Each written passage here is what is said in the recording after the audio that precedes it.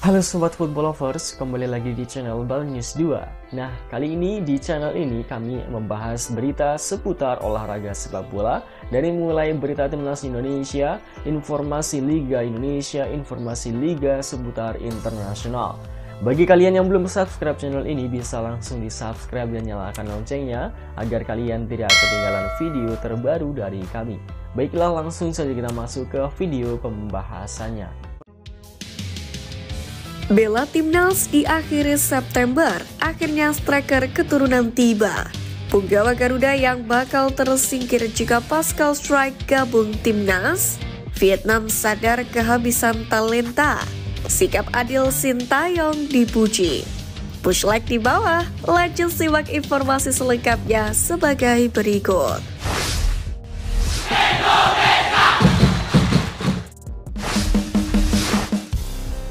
Bela timnas di akhir September, akhirnya striker keturunan tiba. Striker keturunan milik timnas Indonesia Jens Raven akhirnya kembali datang ke Indonesia untuk menjalani rangkaian event bergengsi akhir bulan ini.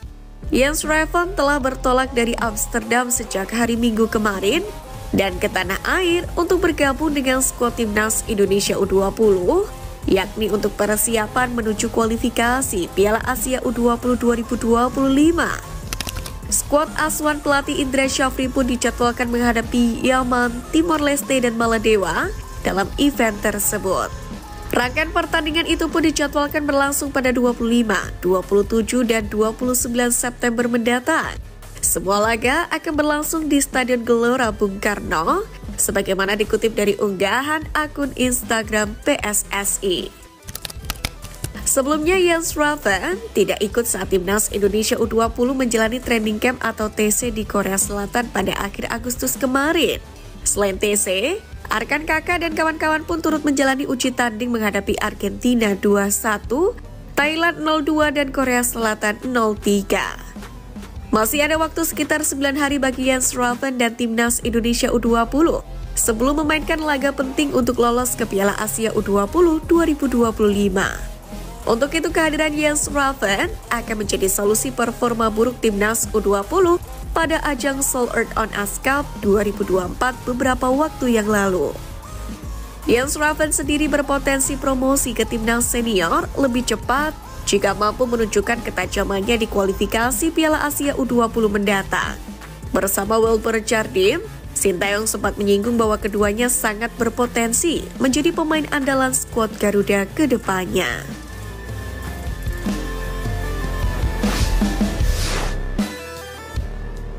Punggawa Garuda yang bakal tersingkir jika Pascal Struijk gabung timnas.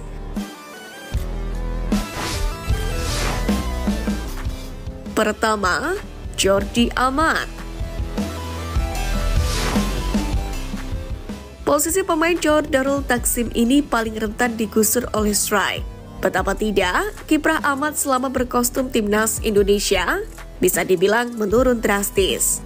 Ex-pemain Espanyol itu kerap dianggap sebagai titik lemah di pertahanan Indonesia usai berkarir di Malaysia. Bukan tidak mungkin Amat bakal tergusur jika Struijk resmi membela skuad Garuda. Belum lagi adanya Miss Hilgers yang diharapkan segera debut. Namun pemain berusia 32 tahun ini sepertinya masih dibutuhkan oleh timnas Merah Putih. Sebab Jordi punya segudang pengalaman kala merumput di Eropa.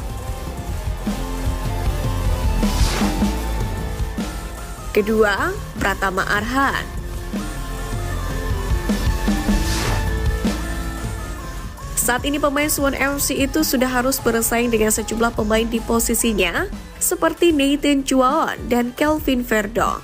Jika Struijk jadi dinaturalisasi, saingan Arhan dipastikan bertambah. Ini akan membuat pemain berusia 22 tahun itu pun semakin terjepit. Jika tetap dipanggil, Arhan kemungkinan bakal terus menghuni bangku cadangan. Ketiga, Elkan Bagot. Nasib pemain Blackpool FC ini pun tengah tidak jelas lantaran perselisihan dengan Sintayong.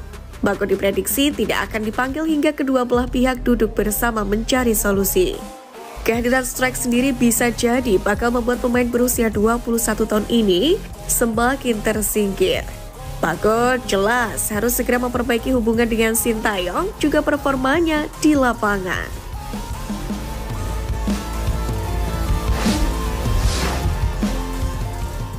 Vietnam sadar kehabisan talenta, sikap adil Sintayong dipuji.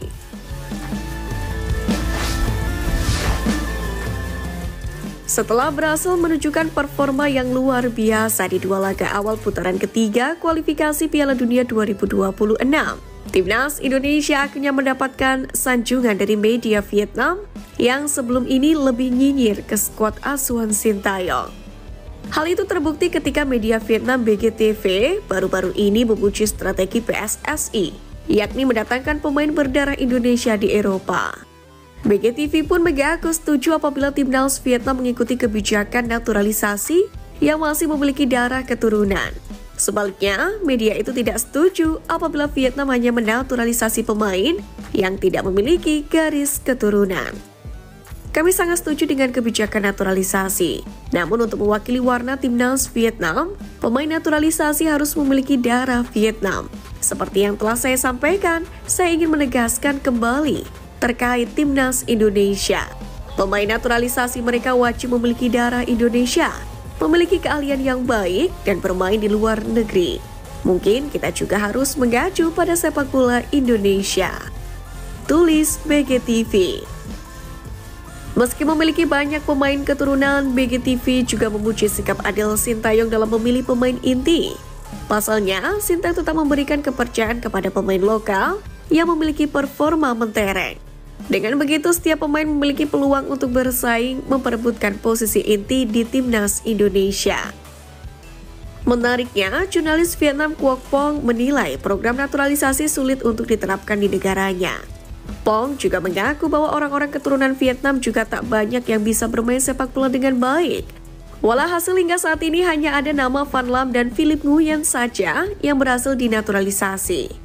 Bahkan terkait rumitnya birokrasi, Pong mengambil contoh kasus dari Philip. Awalnya kiper berusia 32 tahun itu sudah lama diincar untuk masuk ke dalam skuad The Golden Star Warriors. Akan tetapi proses tersebut habis dimakan waktu. Selain itu usia Philip juga bertambah seiring lamanya wacana naturalisasi.